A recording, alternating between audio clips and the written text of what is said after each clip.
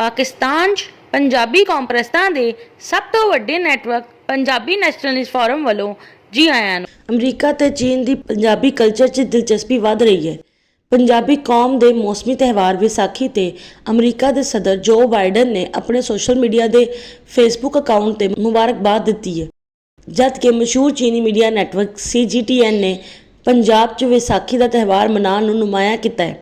America ਤੇ ਚੀਨ ਦੀ ਪੰਜਾਬ ਤੇ ਪੰਜਾਬੀ ਕੌਮ 'ਚ ਦਿਲਚਸਪੀ ਰੋਜ਼-ਬਰੋਜ਼ ਵੱਧ ਰਹੀ ਹੈ, ਕਿਉਂਕਿ ਜਨੂਬੀ ਏਸ਼ੀਆ 'ਚ ਜਾਰੀ ਇਲਾਕਾਈ ਤਨਾਜ਼ਾਤ ਦਾ ਮੁਮਕਿਨਾ ਹੱਲ ਪੰਜਾਬੀ ਕੌਮ ਨੂੰ ਇਤਮਾਦ 'ਚ ਲੈ ਕੇ ਮੁਤਬਾਦਲ ਇਲਾਕਾਈ ਇੰਤਜ਼ਾਮਾਤ ਨੂੰ ਤਲਾਸ਼ ਕਰਕੇ ਕੱਢਿਆ ਜਾ ਸਕਦਾ ਹੈ। ਮਿਸਾਲ ਦੇ ਤੌਰ ਤੇ ਅਮਰੀਕਾ ਜਾਂ ਚੀਨ ਵਰਗੇ ਮੁਤਲਕਾ ਸਟੇਕ ਹੋਲਡਰ ਦੇ ਨਾਲ ਸਿਫਾਰਤੀ ਮੁਜ਼ਾਕਰਾਤ ਦੇ ਦੌਰਾਨ ਬਾਜ਼ ਇਲਾਕਿਆਂ ਜਿੱਦਾਂ ਬਲੂਚਿਸਤਾਨ ਦੇ ਬਦਲੇ ਕਸ਼ਮੀਰ ਤੇ ਫਾਟਾ ਦੇ ਬਦਲੇ ਮਸ਼ਰਕੀ ਪੰਜਾਬ ਦੇ ਤਬਾਦਲੇ ਦਾ ਸੌਦਾ ਹੋ ਸਕਦਾ ਹੈ। ਪੰਜਾਬੀ ਅਗਰ ਅਮਰੀਕਾ ਤੇ ਚੀਨ ਦਾ ਕੋਈ ਮੁਆਹਦਾ ਕਰਨਾ ਚਾਹਣ ਤੇ ਪੰਜਾਬੀਆਂ ਨੂੰ ਬਲੋਚਿਸਤਾਨ ਦੇ ਬਦਲੇ ਕਸ਼ਮੀਰ ਤੇ ਫਾਟਾ ਦੇ ਬਦਲੇ ਮਸ਼ਰਕੀ ਪੰਜਾਬ ਨੂੰ ਹਾਸਲ ਕਰਨ ਤੇ ਗੌਰ ਕਰਨਾ ਹੋਏਗਾ।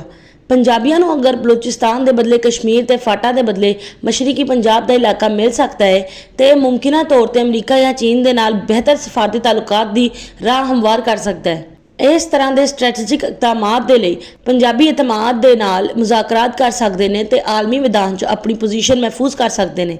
ਇਹ ਤਜਵੀਜ਼ ਕੀਤੀ ਜਾ ਸਕਦੀ ਹੈ ਕਿ ਅਮਰੀਕਾ ਜਾਂ ਚੀਨ ਦੇ ਨਾਲ ਮੁਮਕਿਨਾ ਡੀਲ 'ਚ ਇਲਾਕਾਈ ਤਬਾਦਲੇ ਸ਼ਾਮਿਲ ਹੋ ਸਕਦੇ ਨੇ। ਕਸ਼ਮੀਰ ਦੇ ਬਦਲੇ ਬਲੂਚਿਸਤਾਨ ਤੇ ਮਸ਼ਰਕੀ ਪੰਜਾਬ ਦੇ ਬਦਲੇ ਫਾਟਾ ਨੂੰ ਬਾਰਟਰ ਕੀਤਾ ਜਾ ਸਕਦਾ ਹੈ। ਇਸ ਦਾ ਤਸੱਵਰ ਕਰੋ ਕੀ ਹੋਏਗਾ ਜੇ ਪੰਜਾਬੀ ਕੌਮ ਅਗਰ ਅਮਰੀਕਾ ਜਾਂ ਚੀਨ ਦੇ ਨਾਲ ਕੋਈ ਵੱਡਾ ਮੁਆਹਦਾ ਕਰਕੇ ਕਸ਼ਮੀਰ ਨੂੰ ਬਲੂਚਿਸਤਾਨ ਦੇ ਬਦਲੇ ਤੇ ਮਸ਼ਰਕੀ ਪੰਜਾਬ ਨੂੰ ਫਾਟਾ ਦੇ ਬਦਲੇ ਹਾਸਿਲ ਕਰ ਲਵੇ। ਇਹ ਇੱਕ ਜੁਰਤਮੰਦਾਨਾ ਇਕਦਾਮ ਹੋਏਗਾ। ਇਸ ਦੇ ਮੁਮਕਿਨਾ ਫਵਾਇਦ ਬਹੁਤ ਜ਼ਿਆਦਾ ਹੋਣਗੇ।